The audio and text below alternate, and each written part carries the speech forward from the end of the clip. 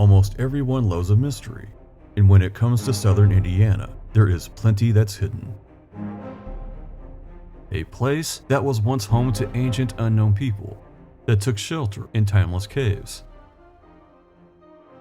A place where later people built mysterious tombs. Many are still here, thousands of years afterward.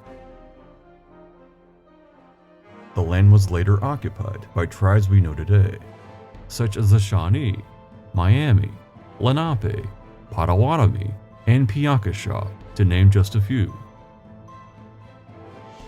It was at one time a French territory, taken over by the British, and then conquered by the Americans. This land has had many owners and retains an immense history, something you can feel when you're here. My parents taught me about these places, but so did school field trips. These were special days when we'd pack a sack lunch, light jacket, and jump on a bus. We were taken to places where history happened. And because of that, I'm an adult that appreciates history. But schools no longer do field trips, nor do they teach history as something that's important. There just isn't time, leaving us blind to hundreds of hidden histories, legends, and maybe a ghost story or two. You might think you know Indiana, but do you really? Over 7 years in the making, this adventure will take us to over 100 historic places from the 1800s to very ancient times. Some you might know, but I guarantee there will be surprises. Get a piece of paper as a scorecard. Let's take a road trip back in time on one of the largest and most intriguing road trips you'll ever take.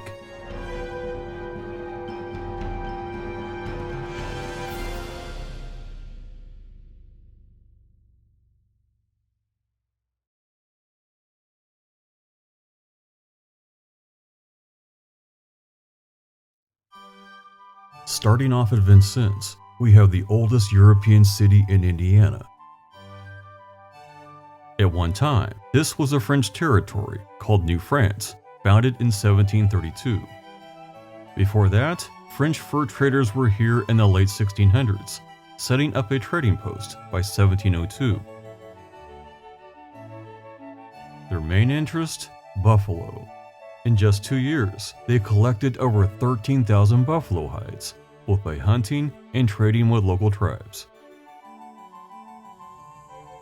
Preceding the French were Native Americans, both Piankashaw and Oui, and as the French migrated to Vincennes, there were many marriages.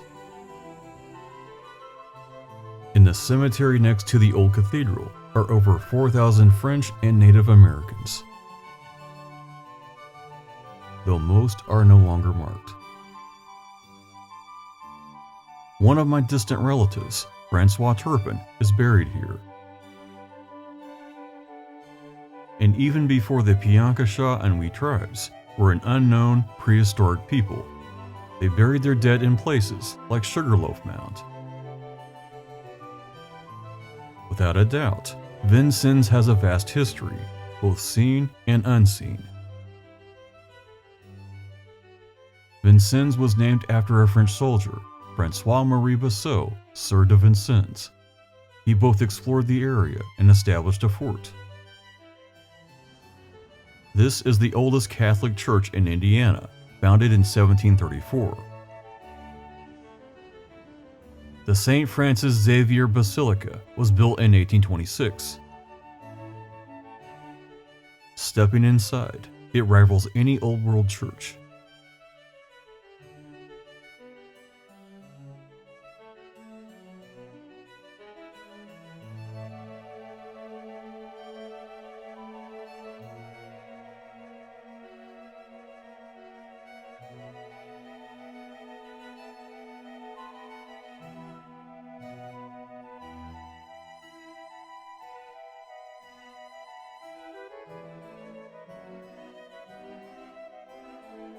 In the basement is a crypt where early church leaders are entombed.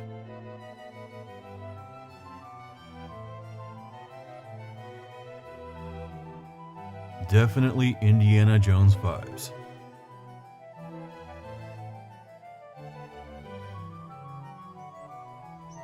On campus are many historic buildings.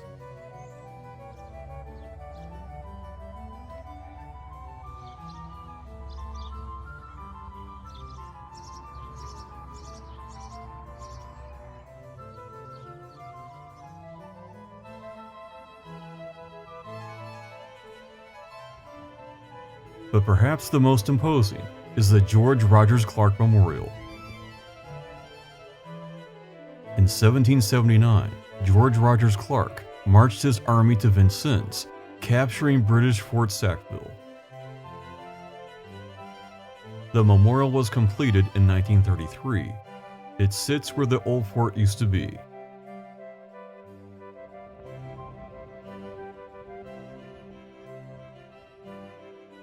Inside is an imposing statue of General Clark, 7.5 feet tall. On the walls are huge panels depicting his conquests. Just outside is a statue of Francis Vigo. He was an Italian trader. He exchanged Clark's worthless money for food and supplies. He was never repaid in his lifetime. Vigo County is named in his honor. Father Pierre Gabeau was another key figure. He convinced the French population to side with General Clark.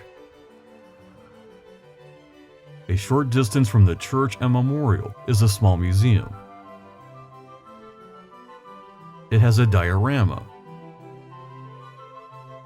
exhibits, and a great film about George Rogers Clark. In town are many remnants of the War of 1812, including the old French house, built around 1809. Michael Brûlé was a scout and messenger between Vincennes and Fort Harrison. In 1800, Vincennes became the capital of Indiana Territory. You can tour a school, cabin,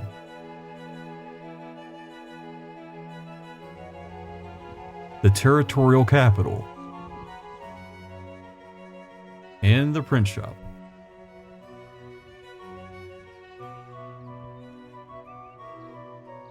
Just a short walk away is grassland.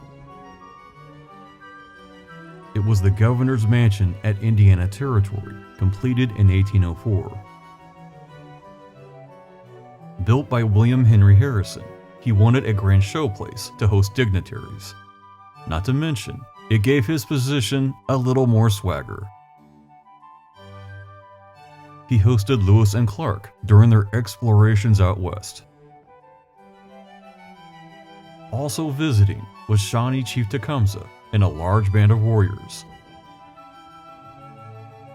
It didn't go well, with Tecumseh pulling out a tomahawk and Harrison drawing a sword. It ended when muskets were cocked and men on both sides pulled the two apart. Chief Tecumseh vowed that it wasn't over. The two met again in Ontario, Canada, at the Battle of the Thames. Tecumseh was killed and Harrison became a war hero, and later, future president. You can also visit Fort Knox too.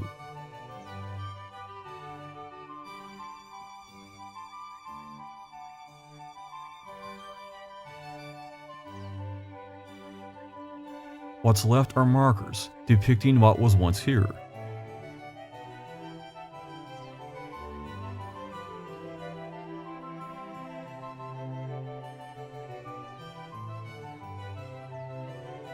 Some say the place is haunted, and you can hear the voices of Shawnee warriors. Without a doubt, Vincennes is absolutely filled with history, the quintessential Indiana field trip.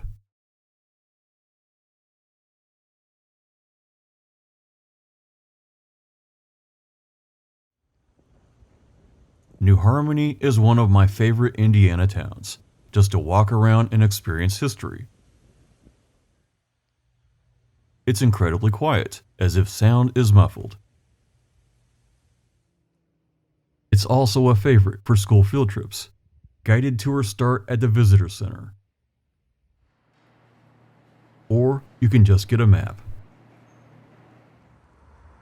If you like, you can rent a golf cart to explore. There are many unusual sights, a product of its religious and utopian history. First up is the Harmonist Graveyard. It started off as a prehistoric burial site. If you look closely, you'll see ancient burial mounds. But in the 1800s, it was used to bury members of a religious group called the Harmonists. Much like the Amish, they didn't believe in gravestones. They considered it idolatry. Even the fence around it has an unusual history. It was made of brick from their once large church. You'll see a labyrinth modeled after the one at Chartres Cathedral in France.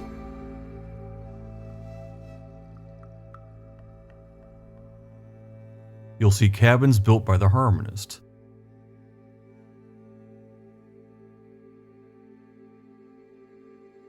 They came to this quiet place to await the second coming of Christ.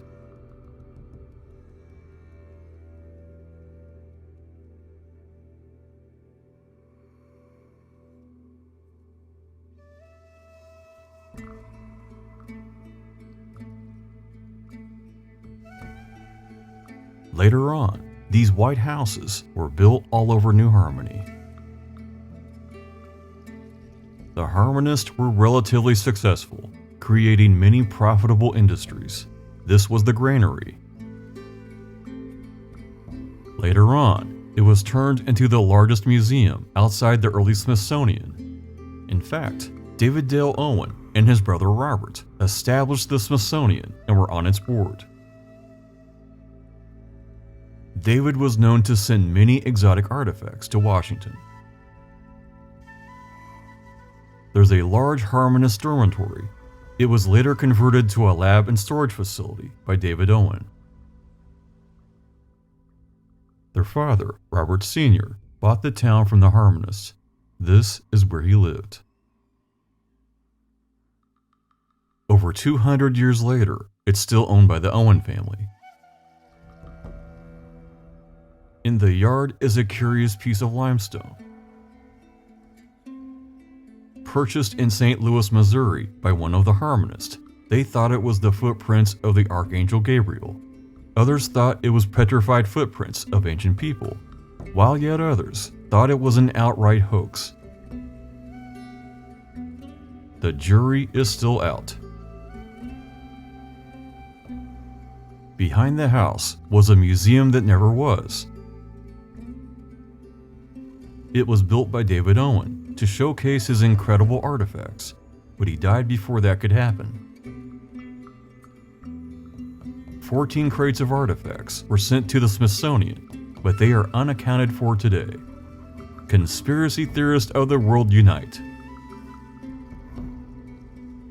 Robert Owen Sr. invited artists and freethinkers to come to New Harmony. He had visions of a socialist utopia, but it failed in just a few years, as not everyone wanted to work for the greater good. What's left is a rich history of buildings and gardens, this being the archway to the old Harmonist church.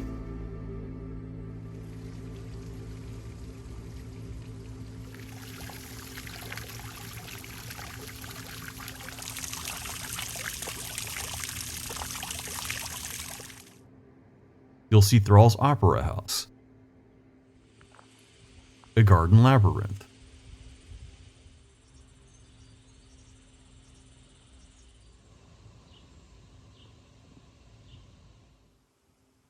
but the most exciting to me is the Working Men's Institute, built by William McClure.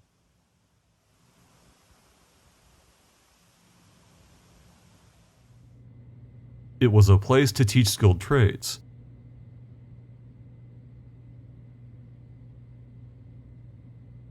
Today, it houses an impressive museum with amazing artifacts.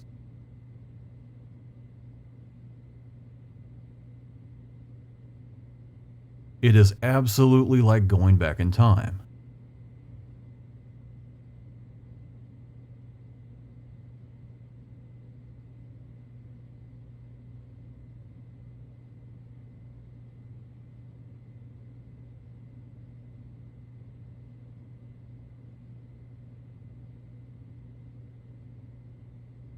If you found this in the woods, you might think you found a monster.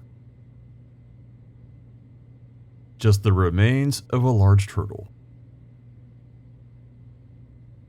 The most bizarre is the 8-legged cow. You sure don't see that every day.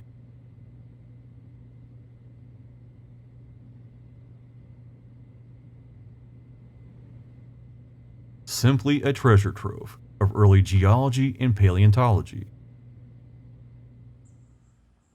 While not part of its 1800s history, the roofless church is worth mentioning. Built in the 1960s, it's open every day of the year.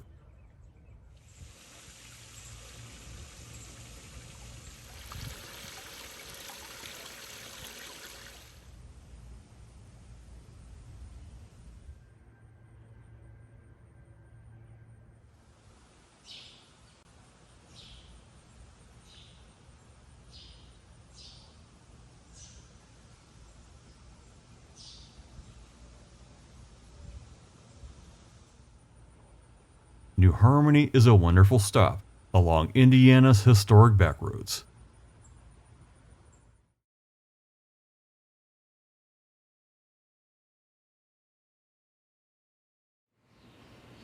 When it comes to Evansville, there's a lot of history to take in. From the beautiful and historic Wrights Mansion, built in 1871. The Evansville Museum, that's recreated a town from the 1800s.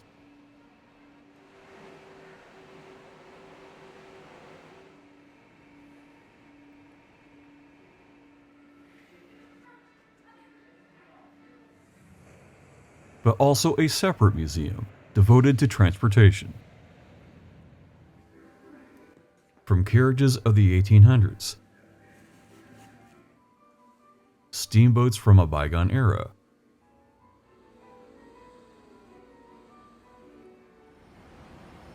and trains that bring back visions of another time.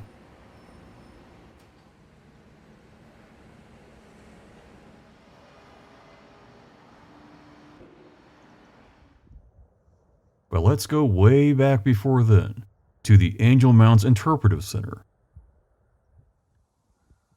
About 3,200 years ago, this 600-acre site was inhabited by an ancient people. Several hundred households were here, and around 1,000 people. Left behind were burial and ceremonial mounds.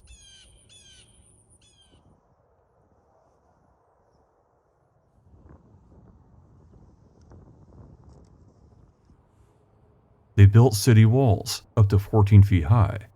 This is a recreation. They lived here for about 250 years, and then left around 1650 AD. Truly a lost ancient city. The site was studied and preserved by Dr. Glenn Black, with funding by Eli Lilly. From 1939 to 1964, Dr. Black found 2.5 million artifacts.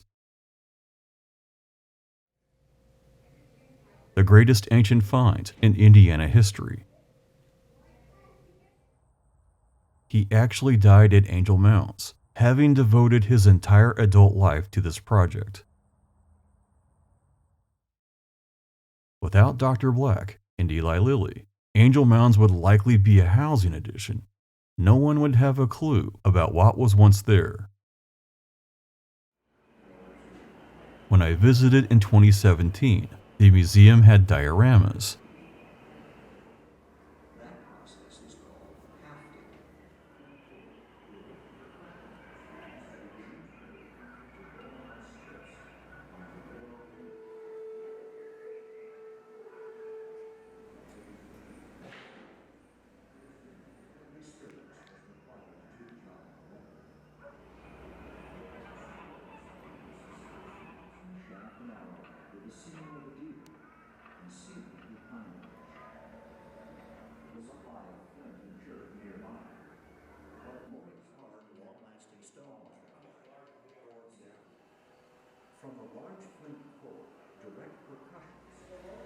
But most impressive were the ancient artifacts on display.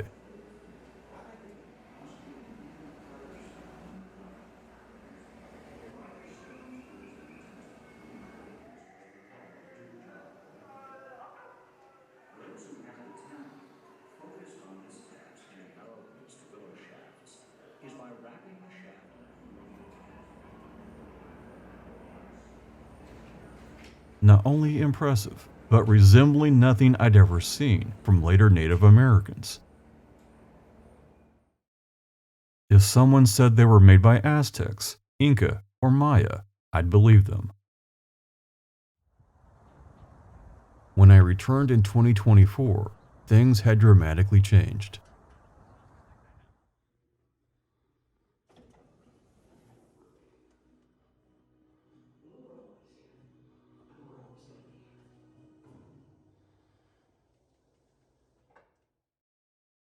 The dioramas and artifacts were gone, replaced with posters and a film.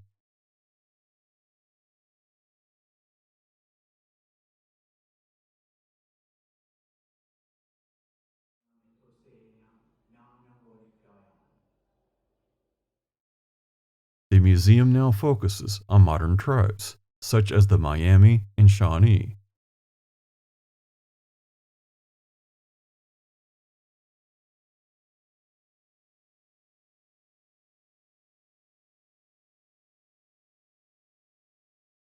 But what about the 2.5 million artifacts that were found by Dr. Black?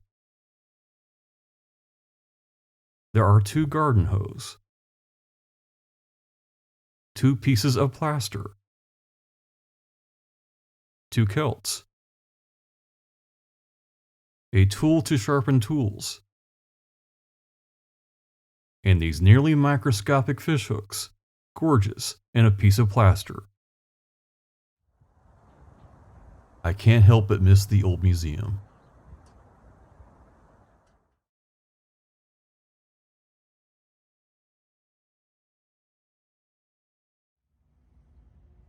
Getting back on Interstate 64 East, we enter a landscape of 1800s pioneer history, including that of President Abraham Lincoln and the Log-In restaurant. This is the oldest restaurant in Indiana, built in 1825. It was an early stagecoach stop, trading post, tavern, and a place to both sleep and dance. And when Abraham Lincoln was campaigning for Henry Clay in 1844, he stopped here for a bite to eat. From the moment you enter the front doors, you are surrounded by history. An old post office window is in one of the dining rooms. You'll see an old player piano. In a place where weary travelers stop to take a rest. There's a bar that goes way back, including an antique cash register. It is surprisingly spacious and includes several large dining rooms. It even has a second bar, this one made from a huge tree.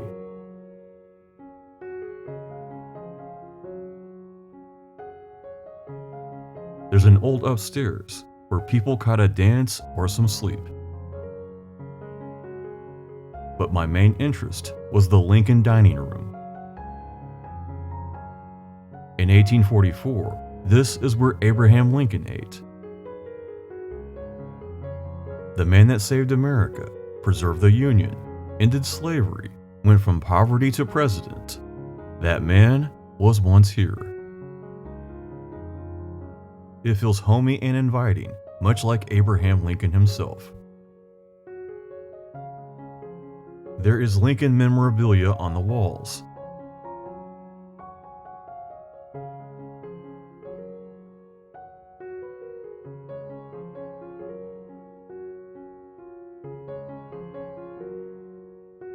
It definitely has a sense of presence, and your imagination is captured. When Abraham Lincoln visited, to some, he was just another politician, a face in the room. And to others, he was that Lincoln kid that grew up along Pigeon Creek and worked for Mr. Gentry. But for sure, a rough-looking young boy returned as a sophisticated man, even wearing a top hat. And whomever chose to sit with him that day, and whatever they said across the table, shared a moment in history. As I've traveled across southern Indiana, I've came here for chicken livers and fried chicken at the place my hero ate. And very likely, I'll be back again for some great food, some history, and Hoosier hospitality. At Lincoln City is the Lincoln Boyhood Home. This is where Abraham Lincoln lived from the time he was 7 years old to when he left the state at 21. Open year-round is this beautiful limestone memorial. It was started as a grassroots effort to honor Abraham's life. It's now part of the National Park Service.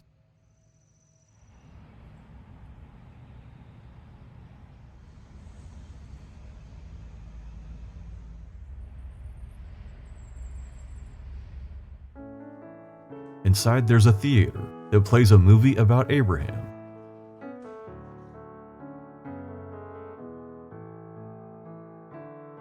But as they say, there's much, much more.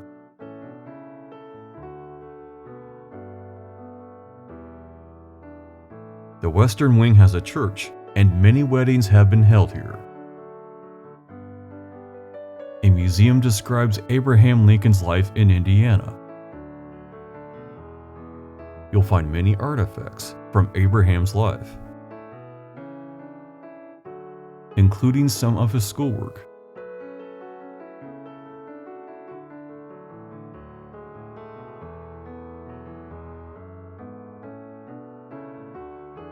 This was made by Thomas Lincoln, Abraham's father. At the East Wing, you'll find a post office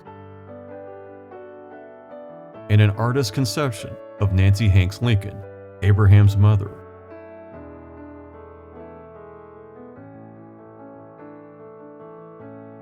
There's a meeting place. And above the fireplace, this painting. It depicts a young Abraham Lincoln on a flatboat. He not only operated a ferry along the Ohio River, but sailed all the way down to New Orleans with his friend Allen Gentry.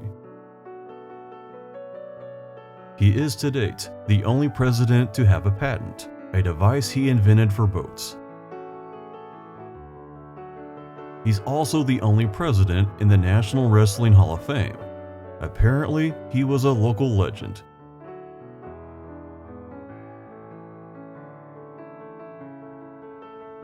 Across from the memorial is a flagpole. At one time, it was considered the tallest in Indiana. At the top of the stairs is the Pioneer Cemetery.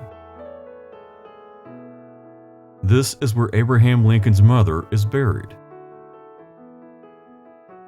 After he left Indiana in 1830, he only came back once, during his 1844 campaign for Henry Clay. You can either go back to your car and drive to the village, or walk a fair distance. The way to the village is a dirt-covered path.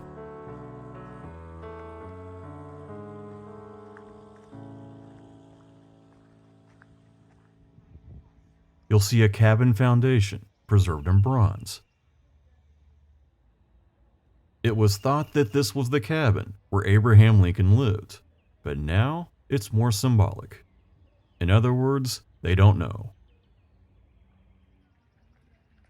During the summer, you can tour the village and hear lectures from interpreters.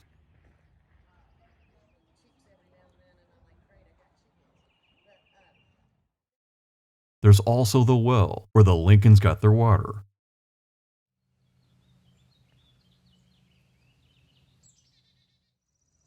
Also on property is the Trail of 12 Stones. These are stones from pivotal points in Abraham Lincoln's life, from Kentucky to the White House.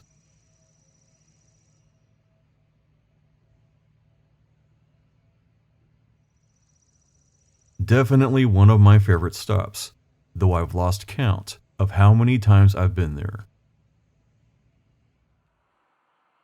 Across the street at Lincoln State Park is a small memorial.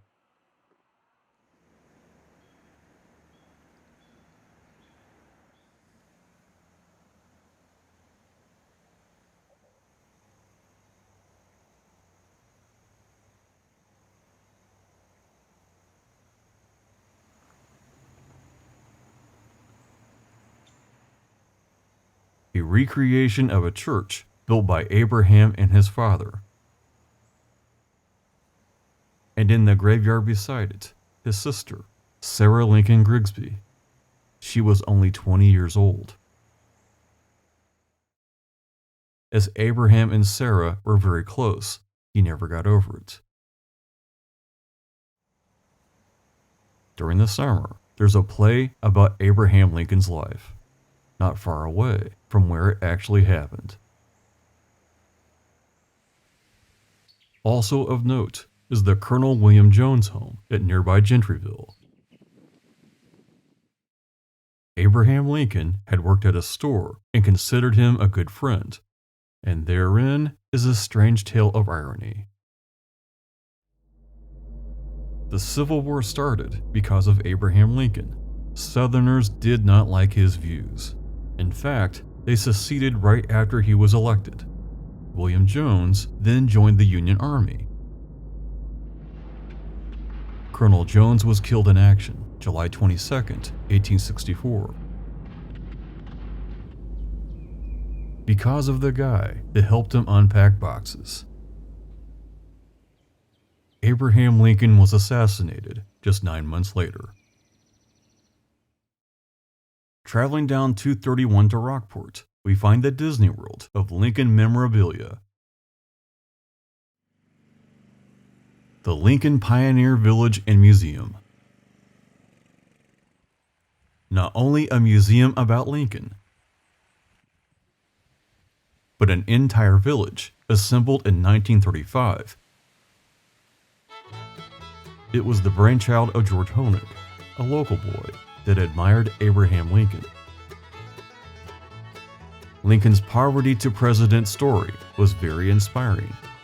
If you tried hard enough, you could do anything. George Honig became the valedictorian of his high school, graduated from the University of Indiana and the National Academy of New York. But as he was getting older, he had this crazy dream. What about building a village to tell Abraham Lincoln's story? He came up with a plan and got government funding.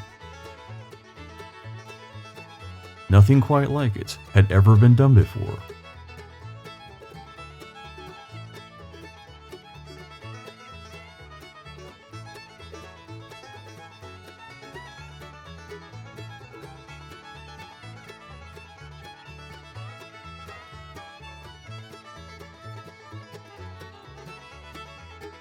It was completed by the Works Progress Administration in 1935, and going on 100 years later, it stands as an amazing tribute. The cabin where the Lincoln family lived.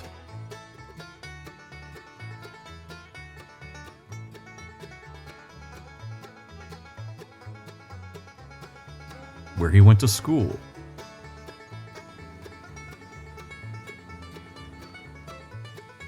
attended church,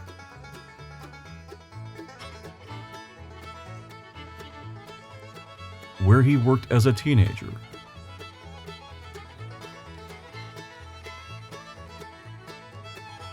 where he learned about law,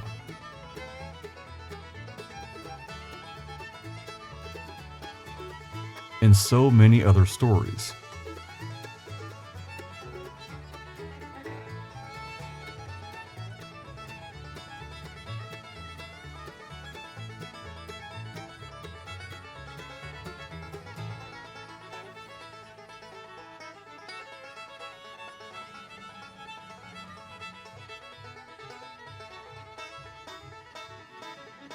The museum has a cabinet that was built by Thomas and Abraham Lincoln.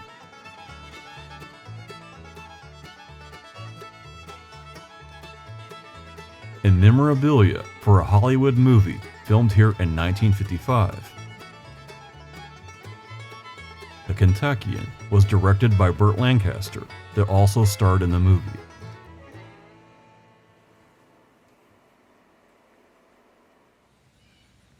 During the summer, reenactors occupy the village and tell stories about Abraham Lincoln's life. Truly a rare and wonderful gem along the Ohio River. Going north on 245, we arrive at the only town in the world named Santa Claus. It has a very unusual history. The town started off as Santa Fe, but when they petitioned for a post office, they were told there was already a Santa Fe, Indiana. Pick another. So the people of the town met to come up with another name. Someone blurted out, "Why not Santa Claus?" The town got its post office in 1856. And as they say, the rest is history. But there was a problem. Kids around the world were sending letters to Santa Claus, and they all ended up here at Santa Claus, Indiana. Over 100,000 letters to Santa are received each year, mostly in December. Each are personally answered, and these aren't form letters.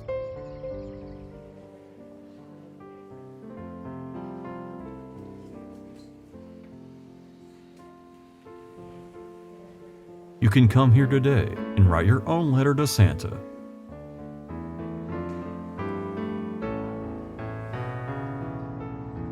On site is also a museum.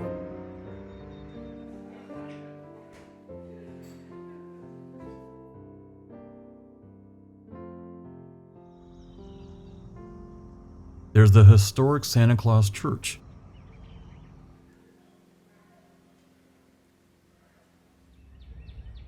The first Santa Claus statue in the world. And the site of a Christmas miracle, where a meteor allegedly crashed to Earth. Just a really fun stop along the back roads. Just up the road on 162 and crossing 64 is the Monastery Immaculate Conception. Completed in 1888, it is an excellent tour.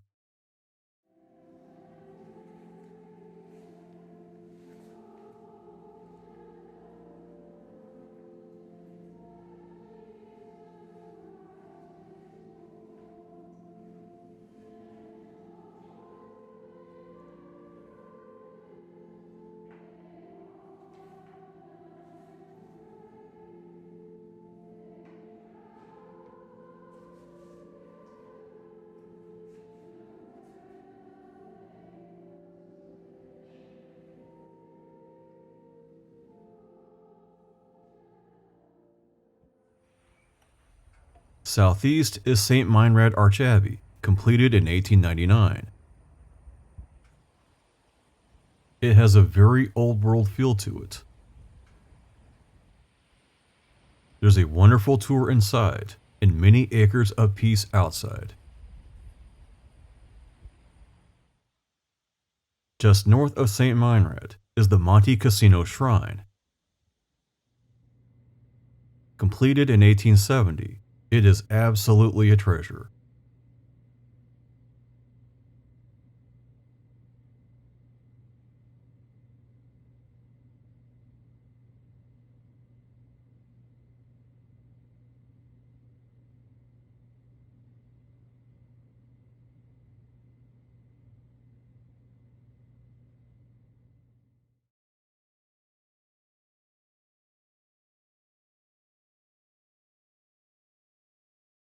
No trip to southern Indiana would be complete without obscure historical places along the backroads. And to start that off, we travel all the way down to Evanston, just west of Troy. This is where a young Abe Lincoln operated a ferry, taking passengers between Kentucky and Indiana.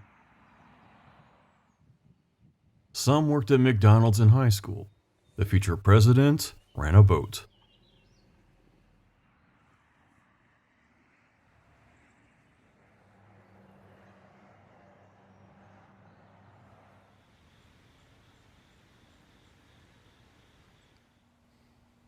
Traveling a short distance east to Troy, we find the Nestor House Hotel, completed in 1863. This was once a main stop along the river, providing food and a place to stay. They even had a bathhouse to clean up. To my knowledge, this is the last riverside hotel from the 1800s. On the other side of the road is St. Pius Church, completed in 1883. Over the last 200 years, the river has flooded many times, leaving relatively few buildings from the 1800s. But you can't mention Troy without the Christ of the Ohio statue.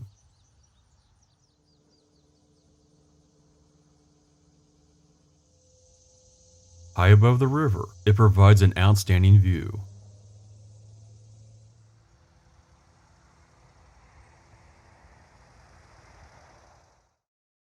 As we travel further east on 66, we come to historic Cannelton. It was named after canoe coal, not canal boats. You'll see many ancient-looking buildings.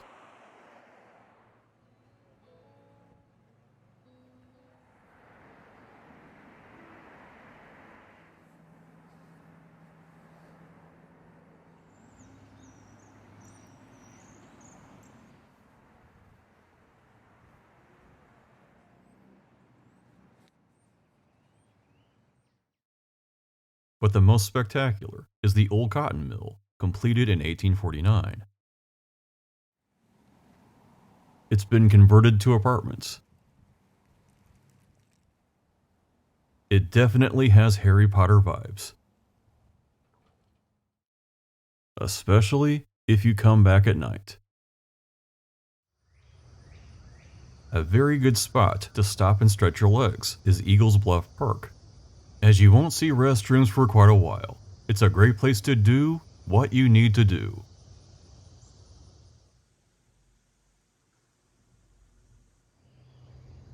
The bonus is a spectacular view of the locks.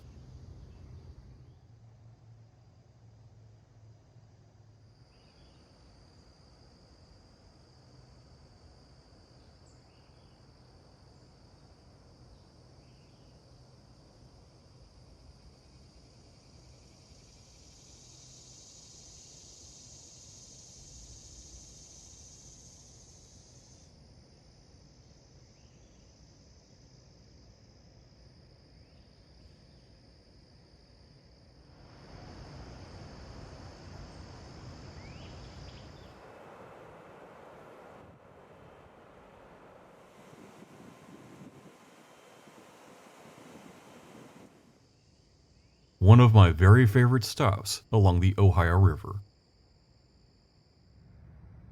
If you go about 4 miles east along the river, you'll find a place called Lafayette Spring. This is where the Marquis de Lafayette was shipwrecked in 1825. While his name may not ring a bell, he was a rock star of the American Revolution. He was like a son to George Washington, an absolute celebrity. President Monroe had asked Lafayette to tour America so people could thank him for his service. Everywhere he went, he was surrounded by both soldiers that fought with him and countless admirers. When his boat capsized on the Ohio River, he stayed at the spring until another boat could pick him up. But when word got out, people came down to meet him in droves. Also of note, the spring is where a 7-year-old Abraham Lincoln and his family stopped to get a drink on their way to Pigeon Creek. The water is still flowing, but I wouldn't drink it on a dare.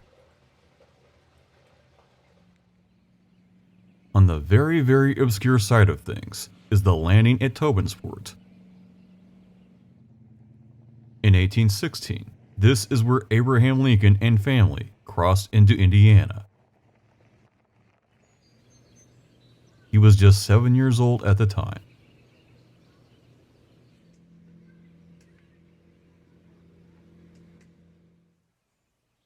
The only historic building is the Gilead Church from 1816.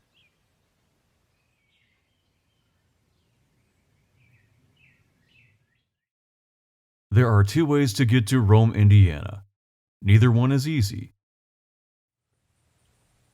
And that's why the Rome courthouse is virtually unknown. Built in 1819, it's still used for community events. It was built to resemble the one in Corydon, built earlier in 1816. Both are over 200 years old.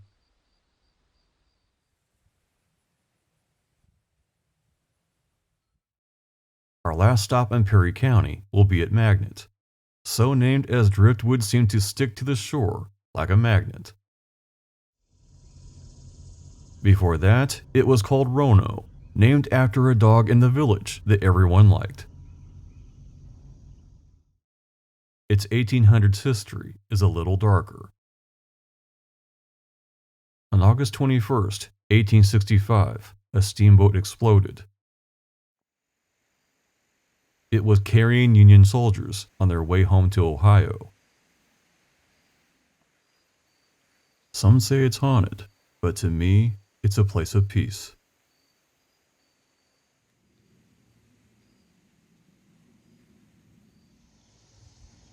You can take the road above town and watch large boats go up and down the river.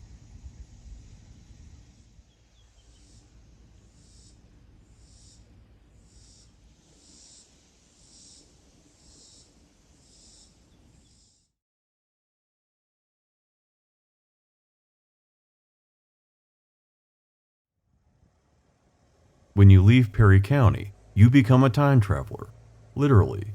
For starters, you gain an hour as you change from Central to Eastern Standard Time, but that's only the beginning.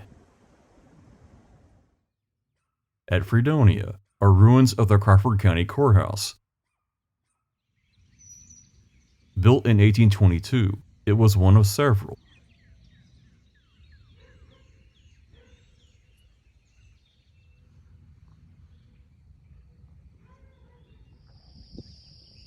Quite likely, the most amazing view in Indiana is at Leavenworth. It's simply called the Overlook. Some call it the Horseshoe Bend. Below it is a road that goes to a ghost town.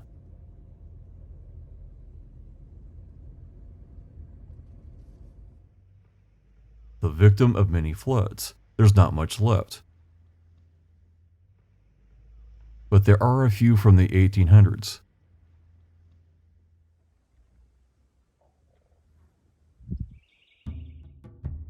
If you're in good health, you should make the pilgrimage to Big Wyandotte Cave. It is filled with history.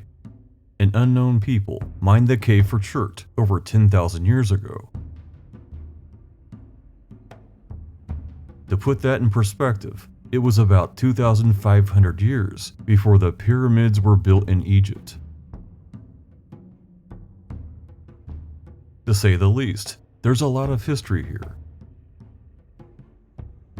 Not to mention, Indiana Jones-like adventure. There are some low spots. Beautiful and unusual formations.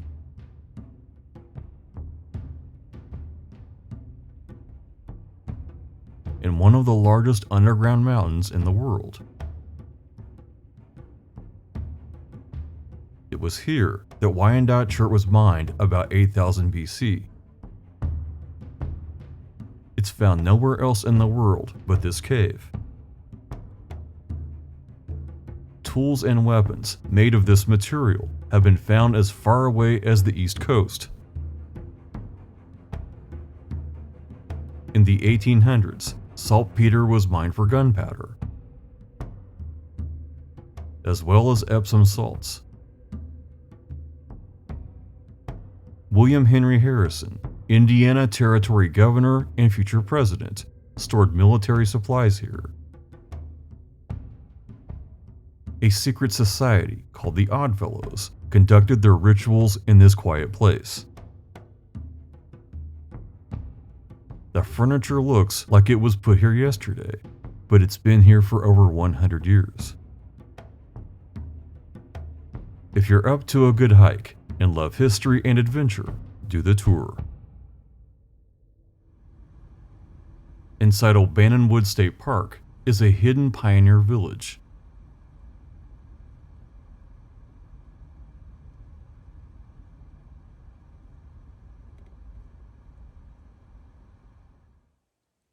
You start at the Nature Center and exit to the 1800s.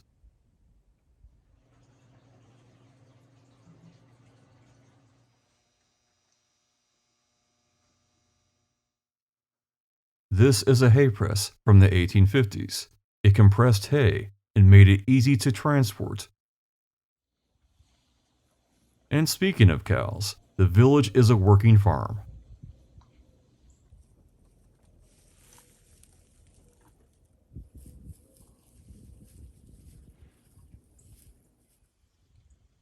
It's like walking back in time, 200 years ago.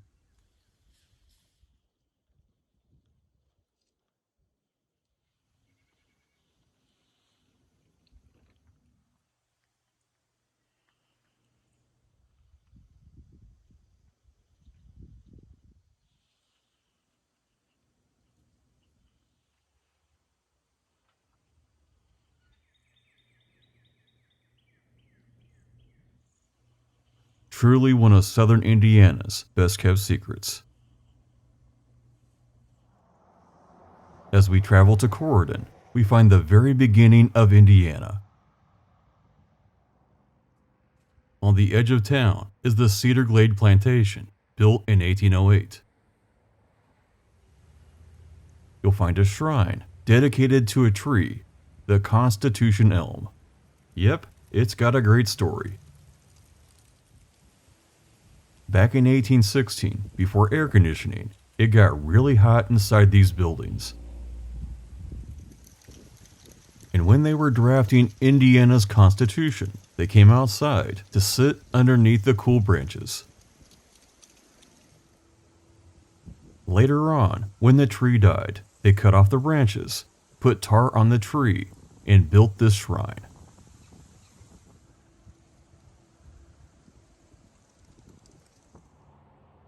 When the Indiana Territory capital moved from Vincennes to Corydon, William Henry Harrison came with it.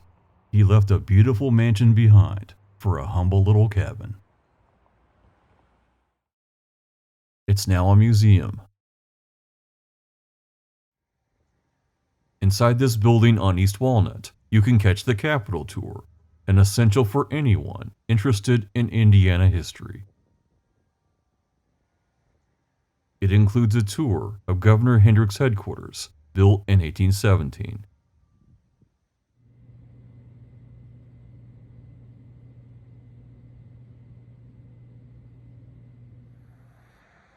And the highlight, the Corydon Capitol Building. Before Indianapolis, this was our state's capital in 1816. Preserved like it was just yesterday.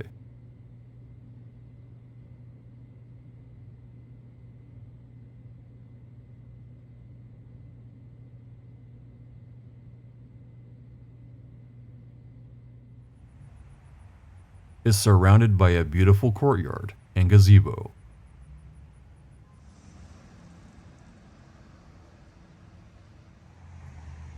The Discovery Center across the street gives a good primer of Harrison County history.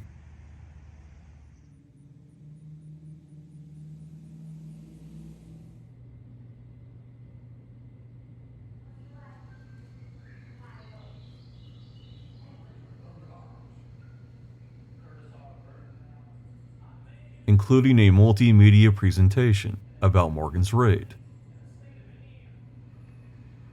It was the only Civil War battle to happen in Indiana. A few blocks away is the first state office building, built in 1817.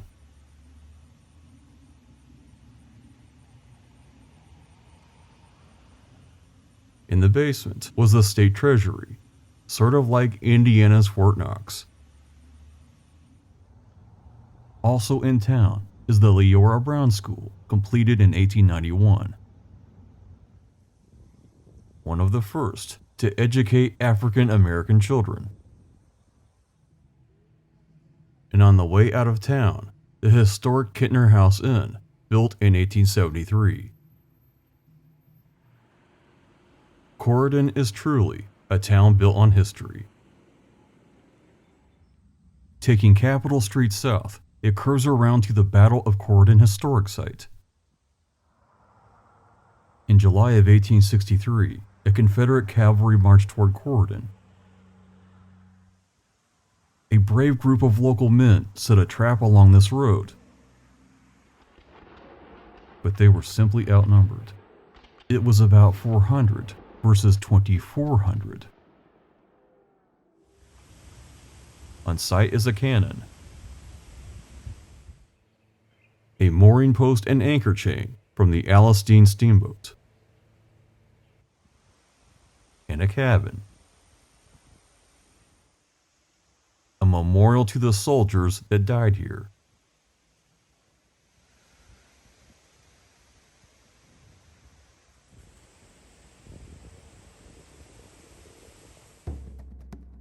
But when it comes to history and adventure, Squire Boone Caverns and Village is a must-stop.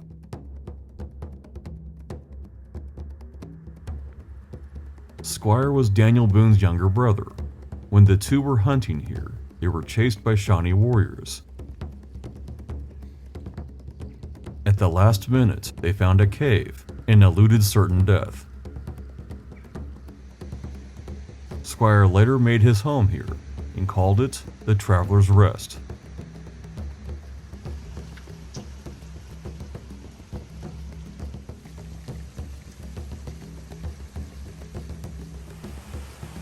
He also asked to be buried in the cave.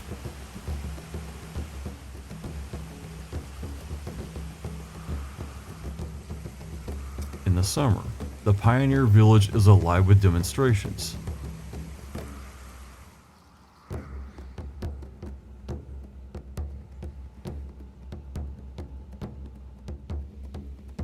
And a place to eat. A petting zoo.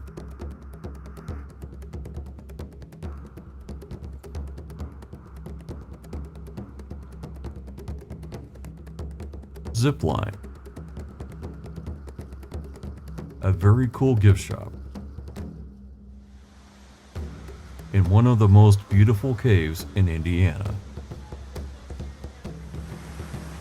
You'll see rushing water that's still forming the cave. This is one of the largest, if not the largest, rimstone dams in the world. Lots of beautiful formations.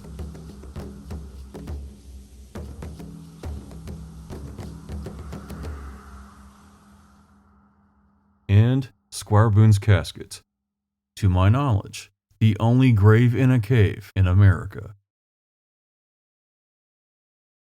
Just know that the spiral staircase is a complete workout. If you're out of shape, you'll know it. Whenever I'm at Mockport, I like to stop at Morven's Landing.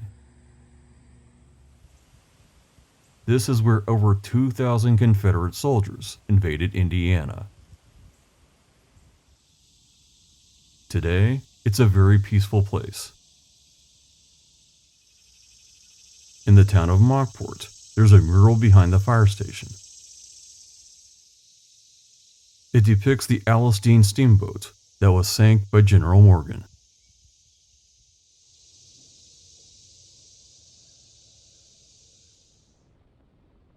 I also take the bridge to Brandenburg, Kentucky. It was here that Confederate General John Hunt Morgan stayed in this house and planned an invasion of Indiana.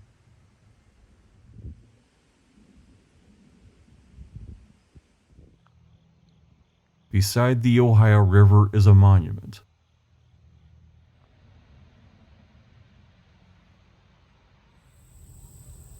And a mural about the July 1863 raid. 2 steamboats were stolen to transport as many as 2,400 men, horses, and artillery.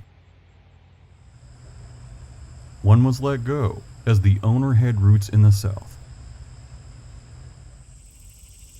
But the Alice Dean was set on fire. Somewhere under the river, it sits as a military shipwreck. In recent years, there's been interest in raising it and placing it in a museum.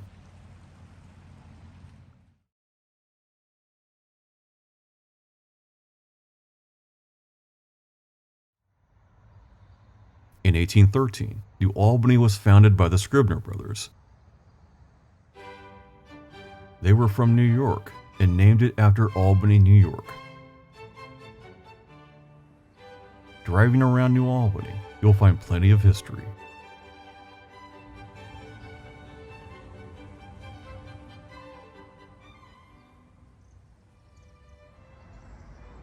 Completed in 1814, the Scribner House is the oldest in New Albany.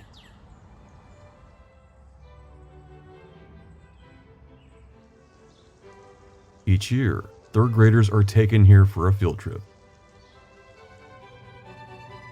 It's also open briefly in both May and December.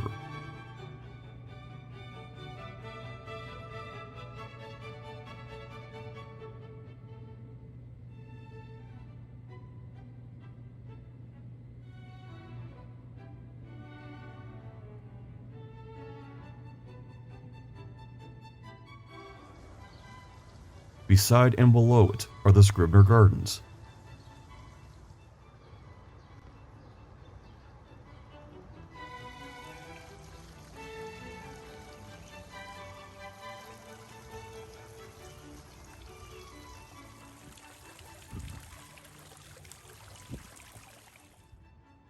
Also along the river is the Town Clock Church. Easily seen from Kentucky, it was a stop on the Underground Railroad. Built in 1852, runaway slaves entered a small door under the cover of darkness.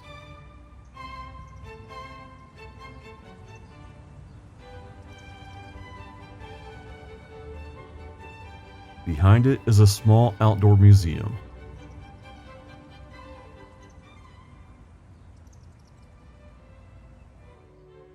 Also of note is the Carnegie Library, built in 1884. Now called the Cultural Arts Center, it houses a small museum.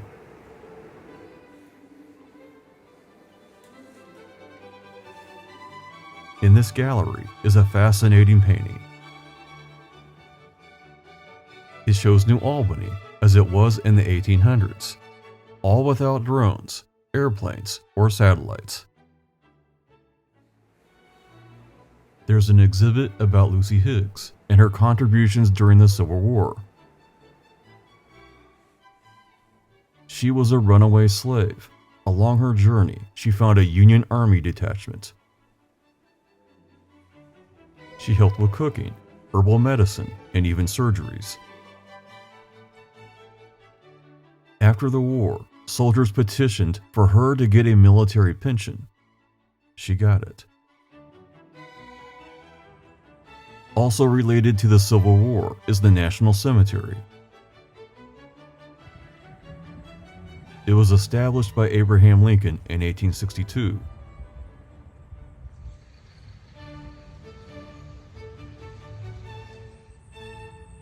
During the Civil War, New Albany had a military hospital.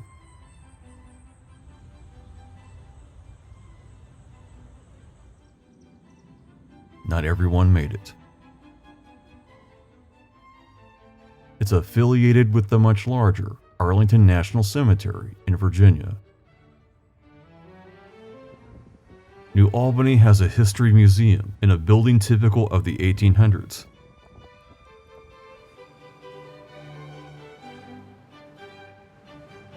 It's open by appointment in special events. In the 1800s, New Albany was the largest town in Indiana, and this attracted many rich people. Along Main Street is an area called Mansion Row, and it is filled with mansions.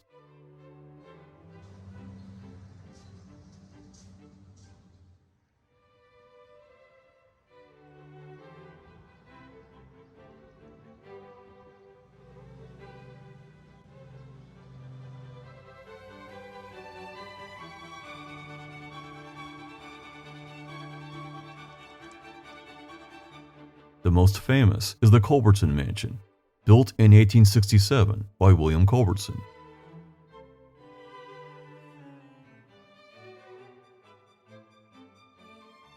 The tour shows one of the most beautiful mansions along the Ohio River.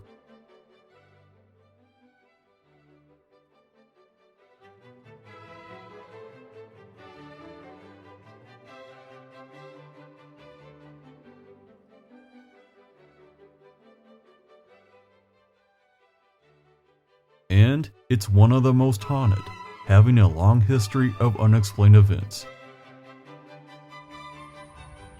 On the far east side of town is the Division Street School, built in 1884. It was an early school for African American children.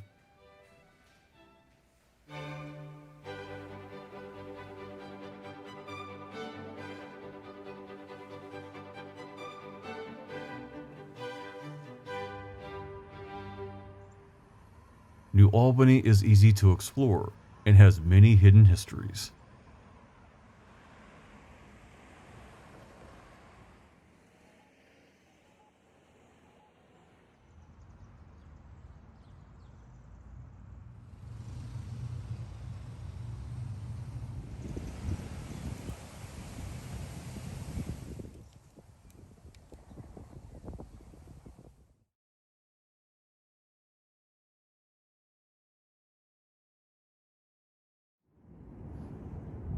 Traveling into Clark County, we arrive at the George Rogers Clark homestead. After the Revolutionary War, Clark was given a huge tract of land where he ran a mill.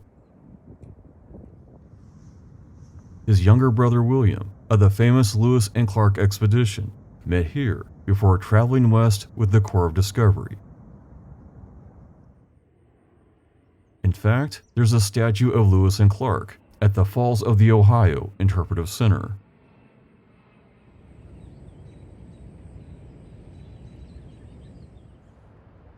Before locks were installed by the Army Corps of Engineers, everyone traveling the Ohio River had to stop at the rapids, go across land, then get back on the river.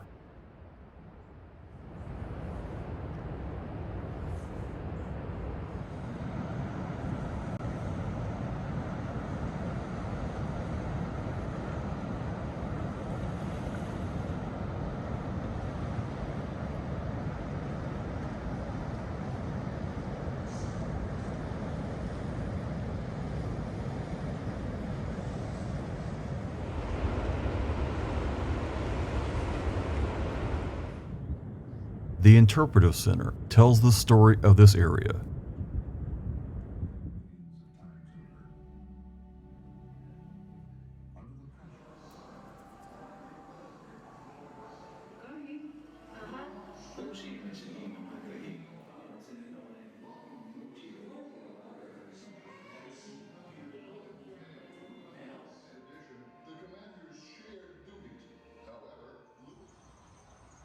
While now a city park, along the Ohio was once an ancient burial ground. There are stories from the 1800s of people finding large skeletons.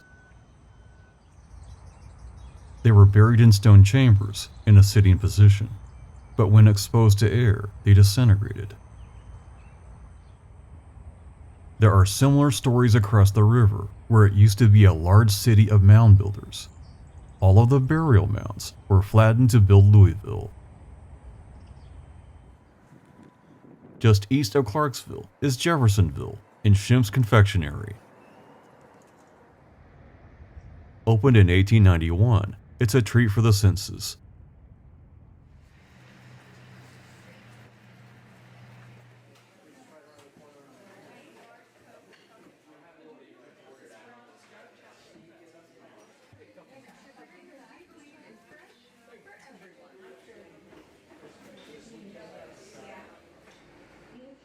They even have a candy museum.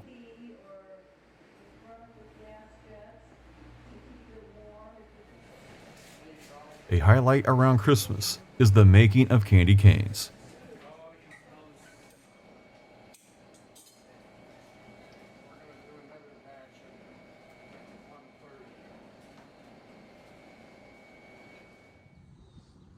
Jeffersonville has 3 notable museums. The Vintage Fire Museum shows equipment to fight fires going all the way back to the 1700s.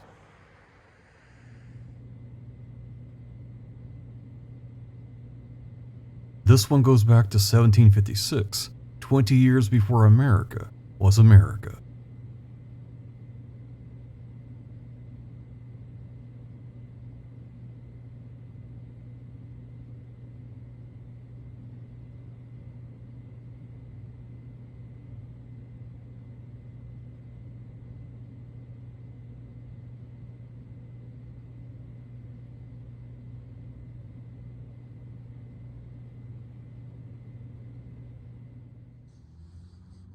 Across the street is the Clark County History Museum.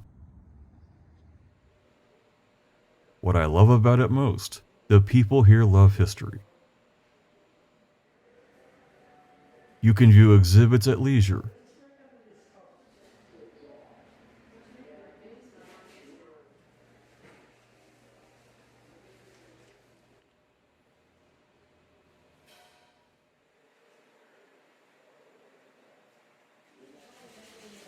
Or strike up a conversation with people that likely know more than you do. And finally, the Howard Steamboat Museum. It was completed in 1894 by a man that built steamboats. In fact, much of the house looks like a fancy steamboat. He asked people from the company to walk across the street and build a house.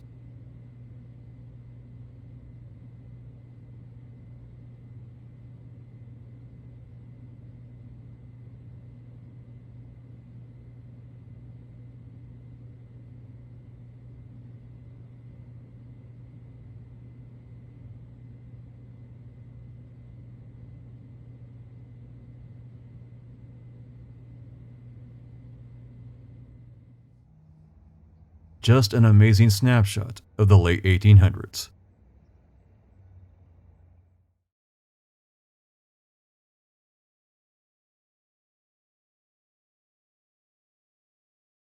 For our next stop, we travel north on 65 before taking Old 31 to Underwood.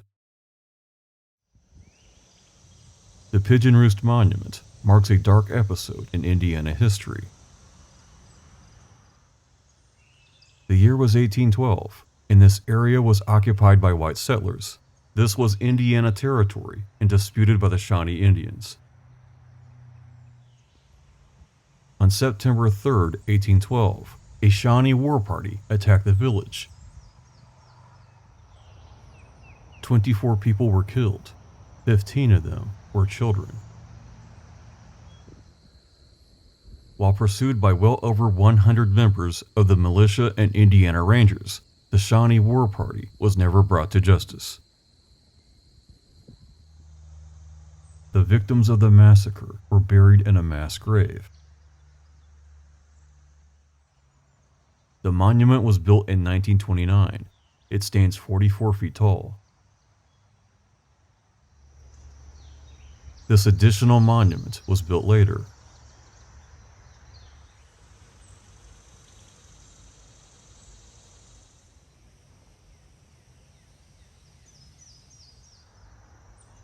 A replica cabin represents the many that were in the village. And as you might expect, some say the place is haunted. Just up the road is an unusual attraction. It's the Scott County Heritage Center, part archive, part museum, and part haunted house. Let me explain. It started off in 1892 as the Scott County Poor Farm. Before Social Security, this is where the poorest residents of the county ended up living. It was later converted into the Scott County Museum.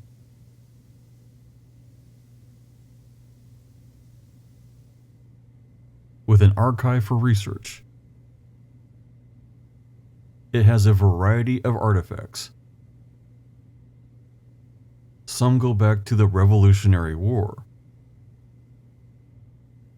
Many of these were replaced by the phone in your pocket.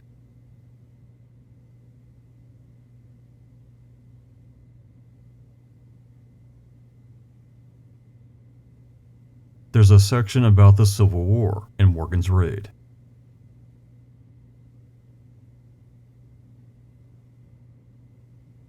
When Confederate soldiers left Lexington, Indiana in 1863, one of them left a pistol. There are some that say spirits attach themselves to antiques, and you need to be careful about bringing them home. I'm not sure how I feel about that. But the place gained a reputation for being haunted as strange things started happening. After all, many people died here when it was the poor farm. Why wouldn't it be? There were so many haunted events that they started haunted tours. The rest is history. I guess you could say that this museum packs a little extra. Scott County was the site of the first American train robbery. Committed by the Reno Gang in 1868, the bulk of their treasure has never been found. When they were jailed at New Albany, vigilantes lynched the gang and their secrets died with them. For nearly 160 years, people have looked all over southern Indiana, hoping to find the Reno treasure.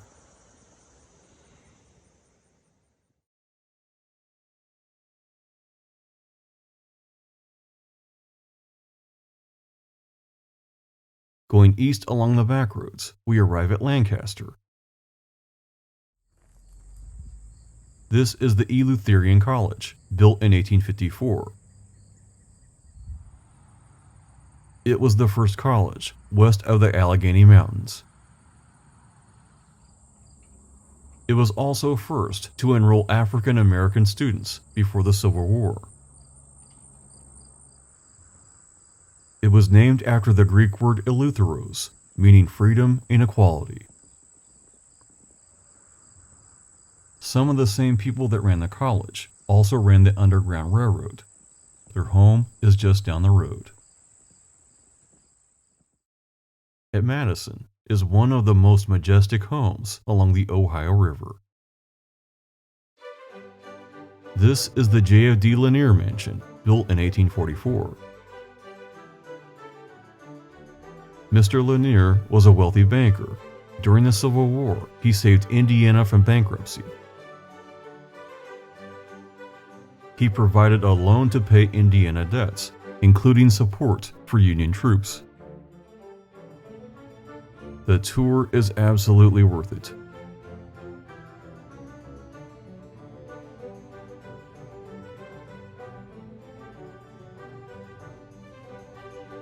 This is how the rich people lived in the 1800s.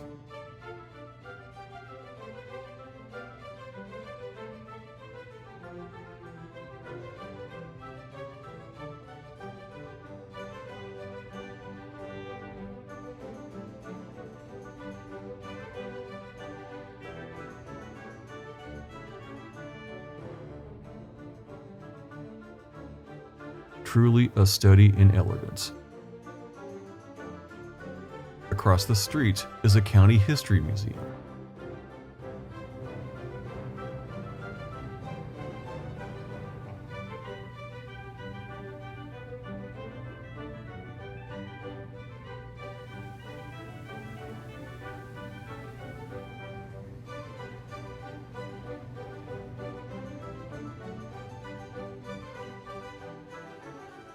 It also includes a train depot from the 1800s.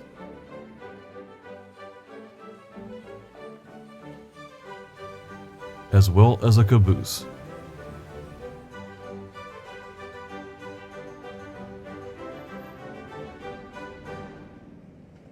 Downtown Madison is a snapshot of the 1800s. It's rated one of the best preserved 1800s era towns in the country. Certainly a great place to walk around. You can also rent golf carts during the summer.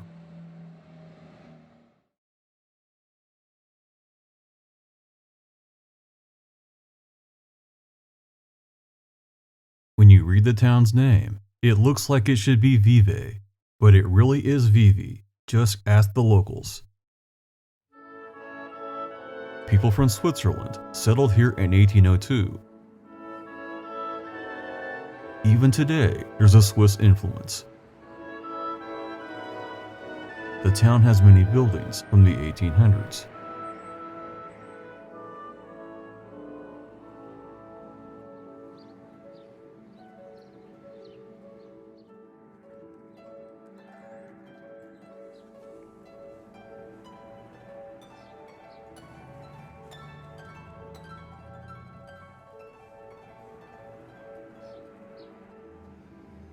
You'll find the Armstrong Tavern, built in 1816.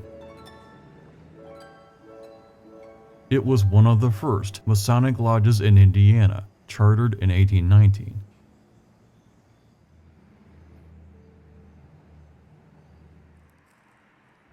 The courthouse was completed in 1864.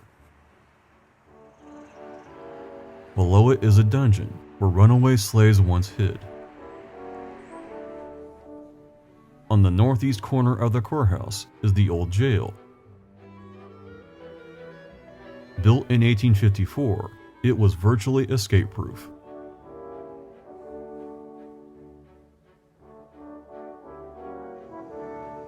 On the northeast side of the courthouse is a four-sided outhouse. Because, well, why not? Down by the river is the Hoosier Theater, built in 1837.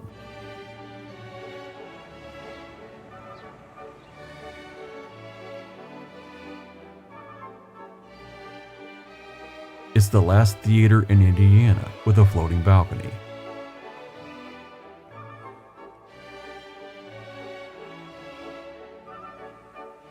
Some say it's haunted by a man that used to run the theater. While I didn't see anything, a few film crews have picked up a ghostly figure. Driving through Vivi, you'll see several mansions, including the mansion of Ulysses Schenck, built in 1844. He was called the Hay King as he made a fortune from baling and shipping hay.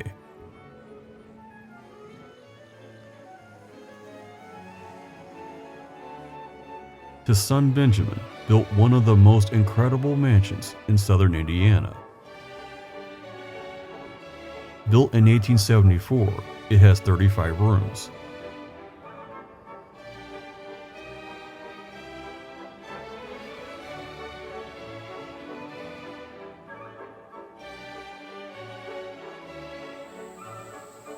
When it was a bed and breakfast, I took a tour of this incredible place.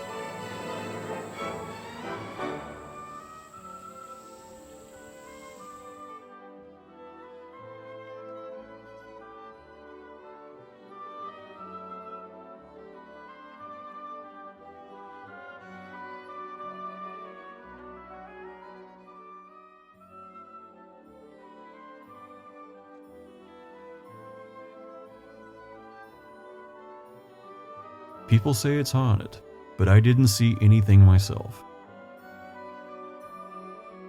But in one room, my camera went in and out of focus the entire time I was there, as if the camera was trying to focus on something I couldn't see. The mansion is now a private residence, owned by celebrity Kat Von D. Despite being a small town, VV has 3 history museums. The first is a historic farm.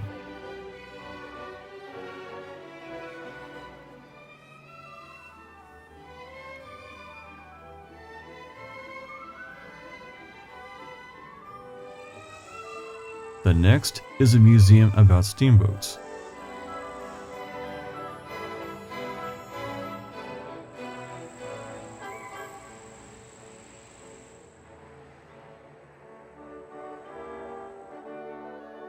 The amazing backstory is that someone found these in an attic.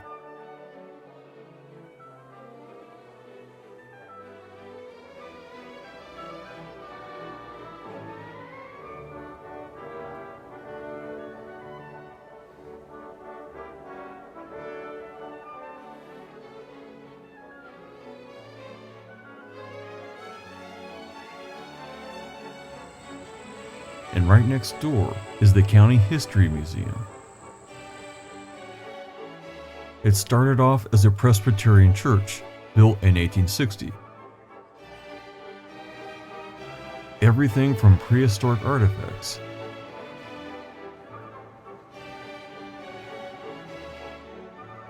Swiss heritage,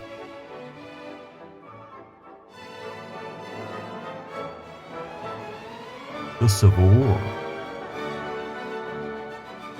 and countless others.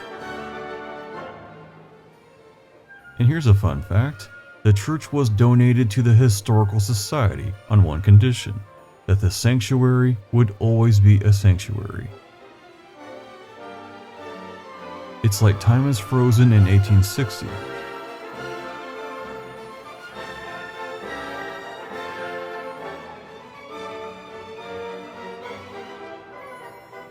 It is truly a time capsule. Much like the town of Vivi itself.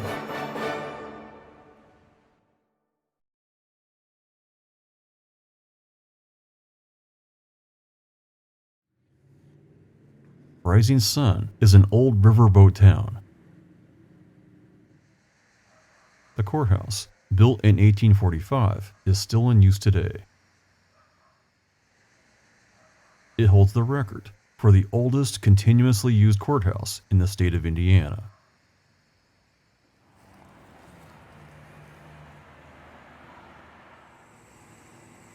There is a history museum.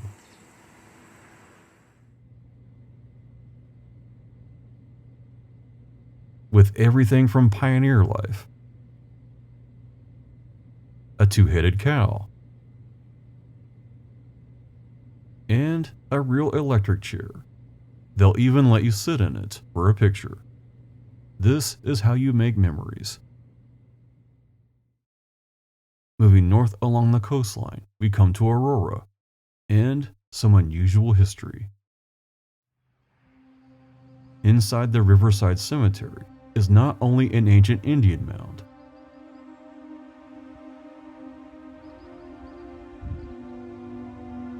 but a memorial to a massacre during the Revolutionary War.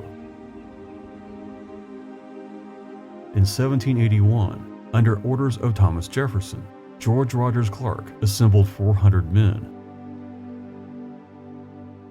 They would float down the Ohio River from Pennsylvania and fight the British at Fort Detroit. Behind him was Archibald Lockery and about 100 troops. Indians aligned to the British saw Clark's large group and let them pass. But Lockery's group, being much smaller, was an easy target, and when they made camp, they were ambushed. The Indians killed 41 men and captured 60. Some of the men that surrendered were later executed, including Lockery. The graves of Lockery's men and Lockery himself are buried here.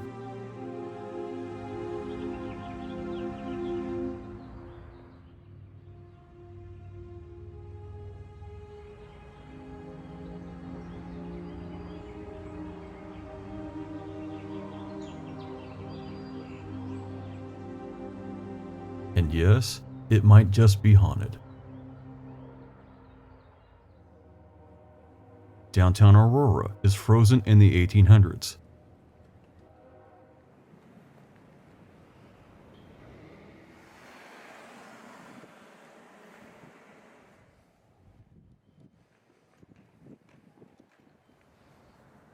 And on top of the hill is Hill Forest Mansion. It was built in 1855 by Thomas Gaff. While not a household name today, he can be thanked for inventing breakfast cereal, specifically Cerealine. As president of the Aurora First National Bank, he even issued his own money. Now that is a flex. He made a great deal of money producing and shipping alcohol. He even had a fleet of steamboats. So when he built the house, he had the architect make the front look like a steamboat.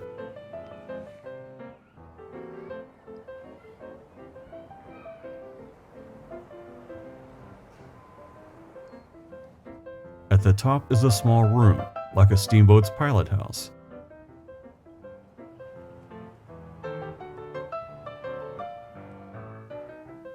The story they used to tell on tours was that the stairs were purposely narrow,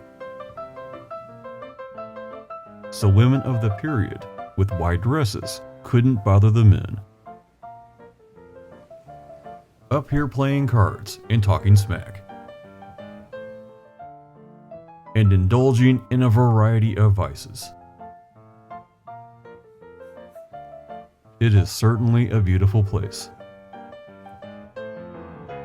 If you were ultra rich in the 1800s, this is the kind of showplace you'd build to impress friends.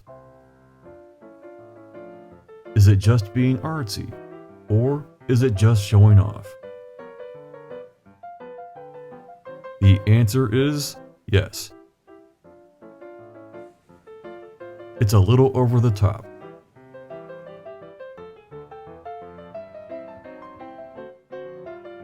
But I think I could make it work. Beautiful southern elegance along the Ohio River. As we make our way west, we pass for sales and some interesting history. In 1863, Confederate General John Hunt Morgan and his cavalry rode through town. Some of the soldiers went into a Masonic lodge and stole ritual items. As Morgan himself was a Mason, he not only made them take the items back, but punished them for their actions. But stealing from the Ripley County Treasury, businesses, and hard-working people in town. Totally okay. There are 1800s era buildings around the courthouse.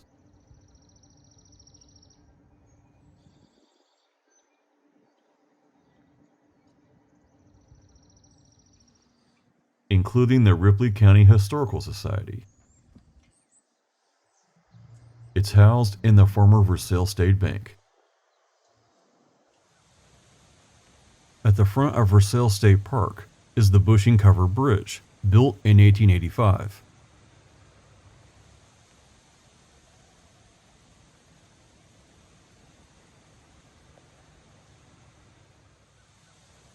It's 176 feet long and still in use after 140 years. I drive through every covered bridge that I find. So many have been shut down to traffic, and someday the experience of driving through them will be lost to younger people. It's not time travel, but it feels pretty close.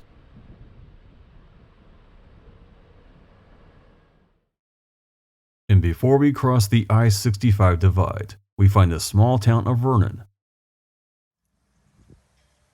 When Confederate General John Hunt Morgan came here in 1863, the town militia sent him a message.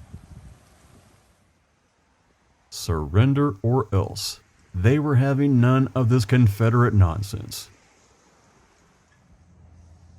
Instead of a fight, Morgan and his men quietly retreated. It was the only time during their raid that this ever happened.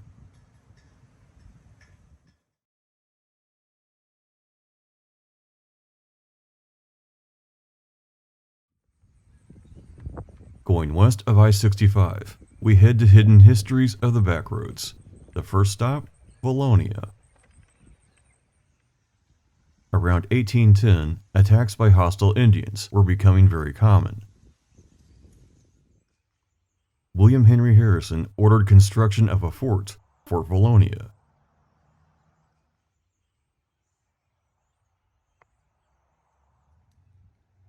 In its time, it protected 90 families and served as a military base for the Indiana Rangers.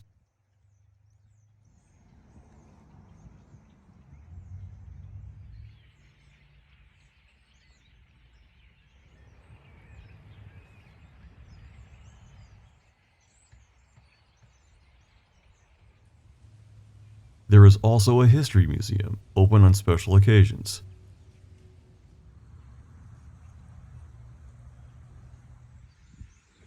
And in October, the town hosts Fort Valonia Days, a 2-day festival.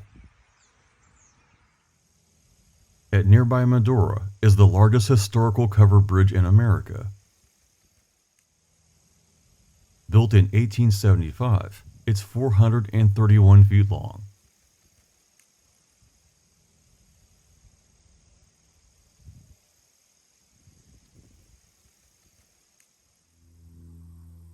It is a monster.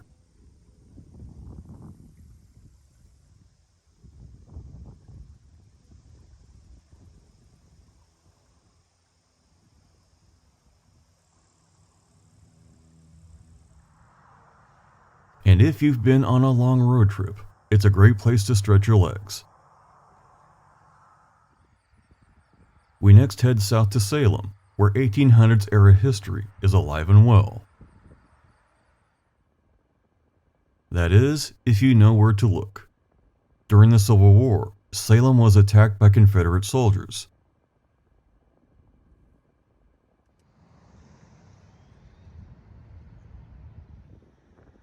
They burned down bridges and a train depot. They also went into stores and stole anything they wanted. This included ice skates in the middle of summer. Just a few blocks from the courthouse is a pioneer village.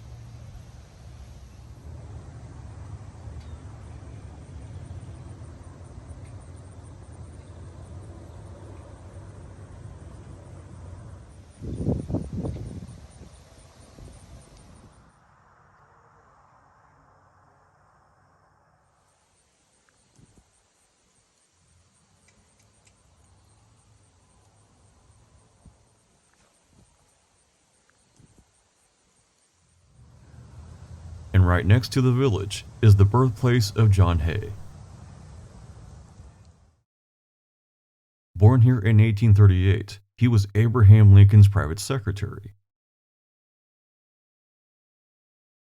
After Lincoln was shot, John rushed to where he was taken and stayed at his bedside until he passed. John Hay went on to become Secretary of State not once but twice, and Ambassador to the United Kingdom. Not bad for a kid from Salem. On the north side of the village is a history museum. It's much bigger than you'd think, with 3 floors of displays.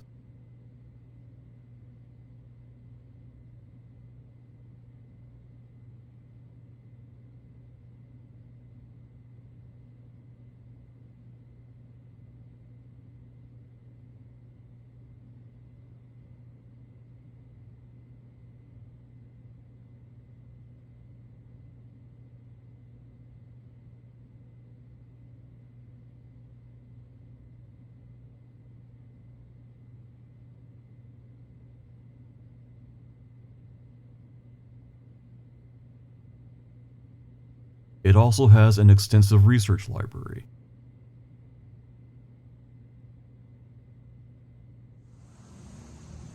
On the south side of the village is a train depot. This is a replica of the one burned by Confederate soldiers in 1863. Inside you'll find train memorabilia.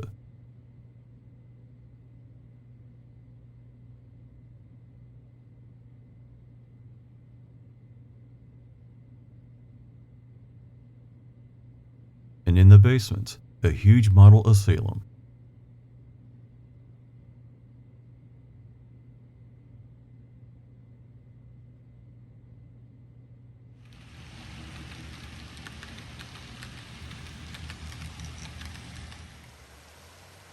Just outside town is Beck's Mill. This is the third of 3 mills that were built here.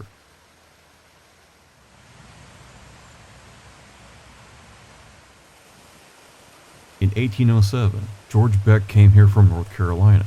He immediately recognized that the water from the cave would be great for a mill.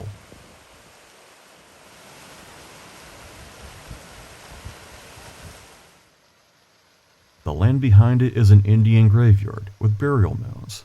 And yes, there are ghost stories.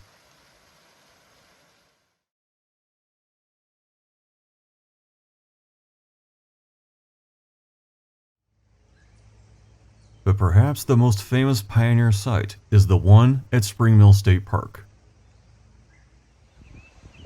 This was once a ghost town, abandoned in the 1890s and practically forgotten. While restoration was started in the 1920s, the Civilian Conservation Corps completed much of what you see today. Most of these buildings are from the 1800s.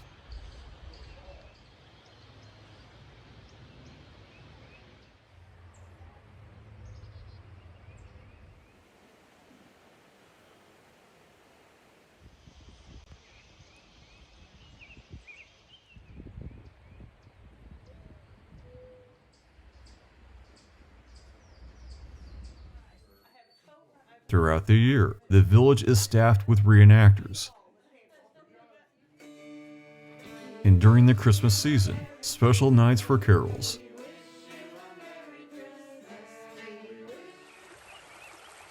The centerpiece is a 3-story mill, built in 1817. It is fitted to cut wood and mill cornmeal. It also has 2 floors of museum space.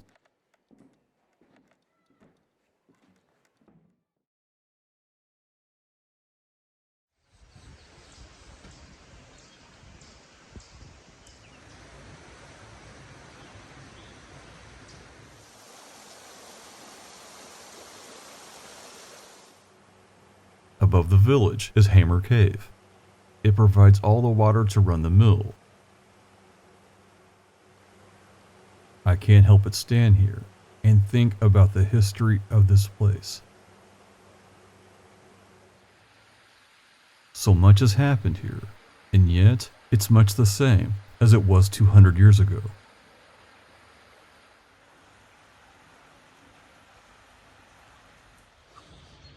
Not to mention my own history and all the times I've been here. It seems like yesterday that my mom and I visited for the first time, and I fell in love with the place. That time I went caving for the first time.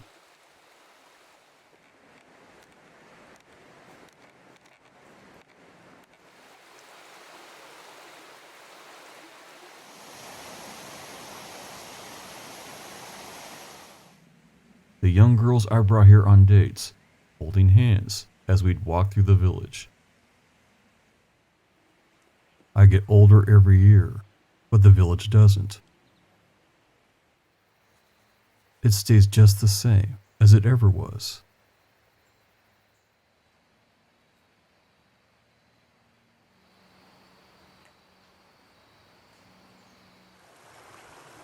Some of the happiest times of my life were spent right here.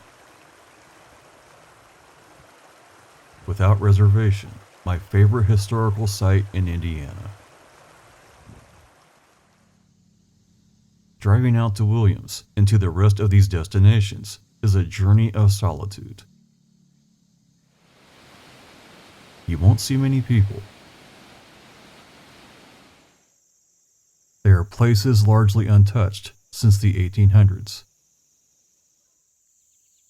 such as the Williams Cover Bridge. Built in 1884, it is 402 feet long. For a long time in my life, it was the longest covered bridge you could still drive through. These were built for horses, disguised as really big barns. Though I never lived in Lawrence County, I would take dates here, all the way from Greenwood. As I drove across, it made all kinds of noises, as if it was going to drop into the river any moment. And that is how you get pretty girls to sit close. I'm likely not the only one that did that, or talked about it being haunted on a ride after dark.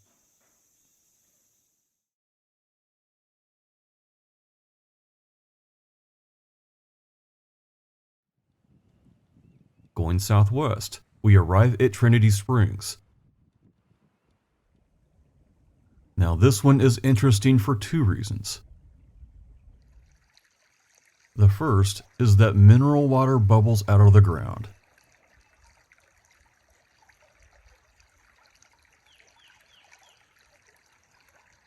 This led to resorts in the 1900s.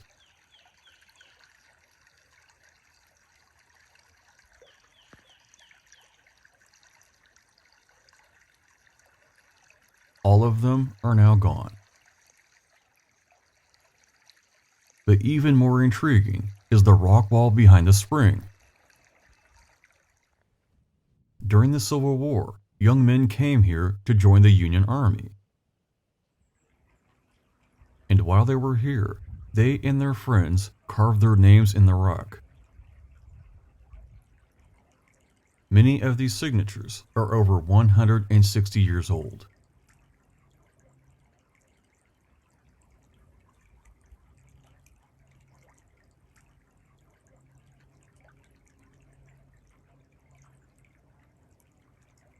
Some came back after the war, others never saw home again.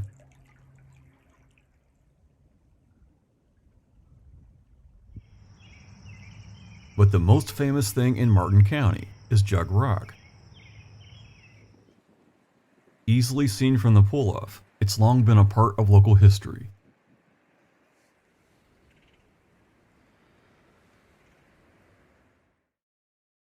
When pioneers discovered it in the 1800s, they thought it looked like a jug with a stopper on top. Thus, Jug Rock. It's much larger than it looks from the road. It's 60 feet tall and 20 feet wide. It's the largest standing table rock east of the Mississippi. If you don't mind a rough ride on a gravel road, River Road will take you to House Rock. In the 1800s, men would float here on the White River, tie up their boats, and gamble inside. And before that, it was used by indigenous people as a meeting place. Legend has it that somewhere in these parts, Indians had a cave filled with silver. Although people have looked for it for over 200 years, they've never found it. If they have, they didn't tell anyone. Would you? Built in 1876, the Martin County Courthouse is now a museum.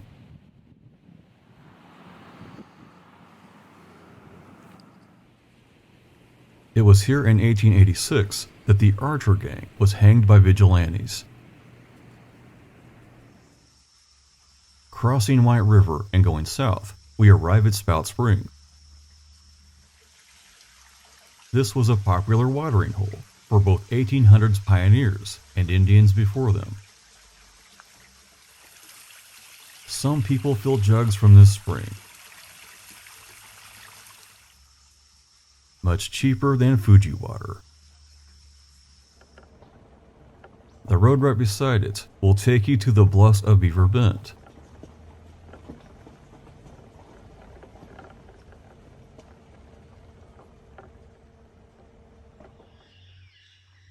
The rock face is filled with many caves.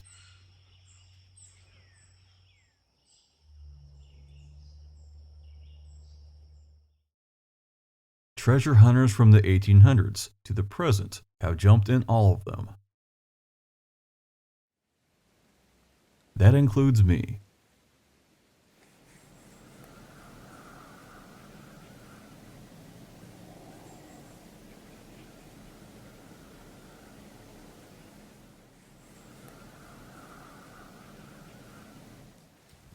One guy paid to have a shaft cut into the solid rock, hoping to find treasure.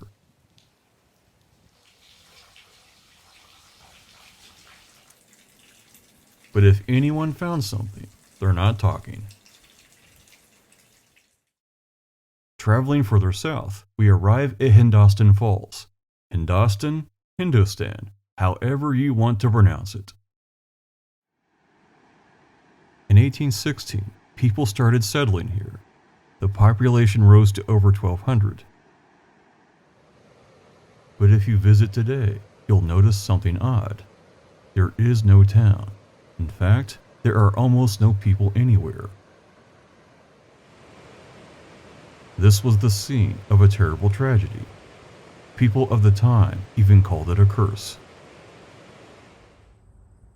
On the bluff overlooking the falls was an ancient burial mound. But in 1820, they decided to dig into it, and bad things happened. People came down with fever and started dying from a mysterious illness. It's unclear if it was cholera or yellow fever, but most people assumed it was a curse. By 1824, the town was abandoned. Whether it was simply disease or something more sinister, no one wanted to come back. If not for historians, for people that care about history, even the town's name would be forgotten.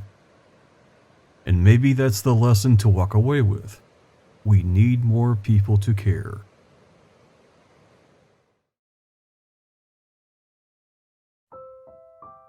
Many have asked me, if I jumped in the car today, how long would this take to do? If you only hit the highlights, a week or two. To see everything, the rest of your life. I've been at it for 5 decades and have yet to see it all. Pretty much anyone that loves history wishes that time travel was possible. there's a certain romance of a time long past. Or maybe escaping the time that you're in. In some of the darkest times of my life, Southern Indiana has been a comfort. The miles have erased what tears could not. I found wonderful places that I never knew that became like an old friend. And just when I think I'm done, there's a new discovery I'd never heard of. Though sometimes they are off the beaten path. From incredible beauty known to ancients, to houses of the holy. I thank my parents for getting me started.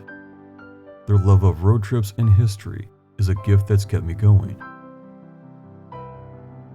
The kindness of teachers, patient with an awkward little boy.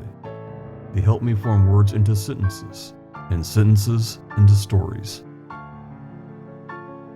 And with that, I was able to share my love of Indiana with the entire world.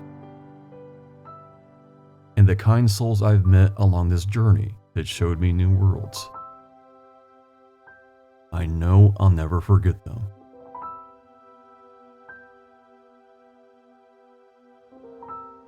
Southern Indiana has changed my life. Who knows, it might be great for you too.